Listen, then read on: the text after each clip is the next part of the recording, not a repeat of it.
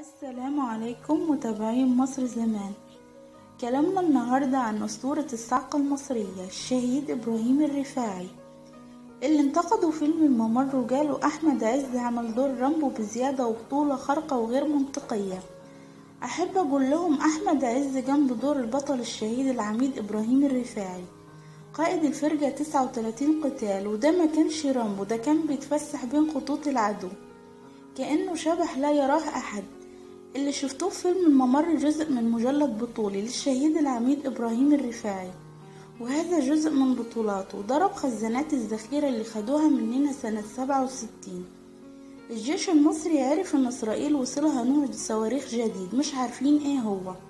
عبد المنعم رياض كلم وقال له عايزين صاروخ من الجدد في مهمة شبه مستحيلة.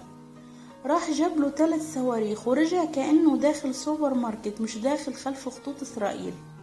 راح خلف خطوط العدو، جاب بطل الجيش الإسرائيلي في المصارعة داني شمعون ورجع بيه على القاهرة. كان فاتح خطوط إسرائيل سوبر ماركت بيروح يجيب اللي عايزه ويرجع.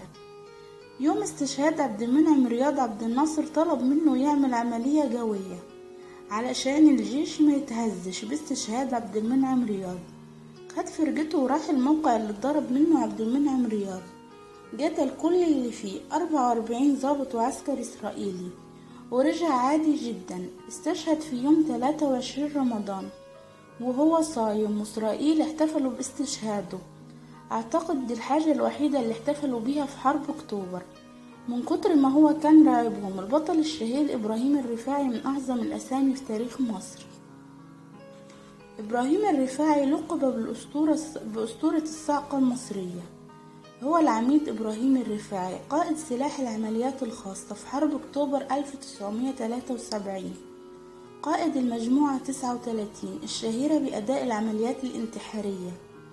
قام الرفاعي بتنفيذ 72 عملية انتحارية خلف خطوط العدو الصهيوني ما بين سنة 67 و 1973، ودمر معبر الجيش الإسرائيلي على قناة الضفر صوار، وحصل على 12 وسام تقدير لشجاعته، واستشهد في حرب اكتوبر. فكان استشهاده أروع ختمة لبطل عظيم. هو من مواليد قرية الخلالة مركز بلقاس بمحافظة الدقهلية. ولد في 27 يوليو 1931. التحق إبراهيم بالكلية الحربية عام 1951 وتخرج 1954، وانضم عقب تخرجه إلى سلاح المشاة، وكان ضمن أول فرقة قوات الصاعقة المصرية في منطقة أبو عجيلة، ولفت الأنظار بشدة خلال مراحل التدريب لشجاعته وجرأته منقطعة النظير. تم تعيينه مدرسا بمدرسة الصاعقة وشارك في بناء أول قوة للصاعقة المصرية.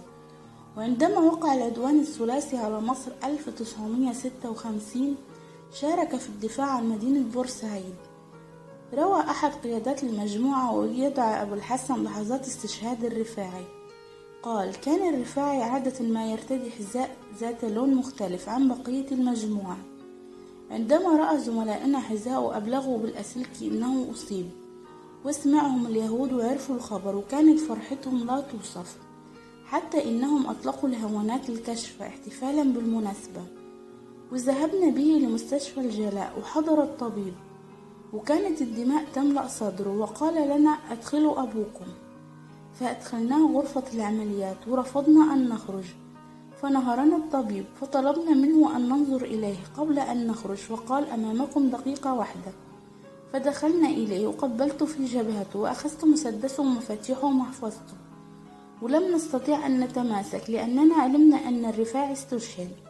وكان يوم جمعة يوم 23 رمضان وكان صايم، وقد كان رحمة الله يأمرنا بالإفطار ويرفض أن يفطر، وقد تسلمنا جثته بعد 3 أيام. وفي حياتنا لم نرى ميت يظل جسمه دافئ بعد وفاته ب3 أيام وتنبعث منه رائحة المسك. رحم الله الشهيد البطل إبراهيم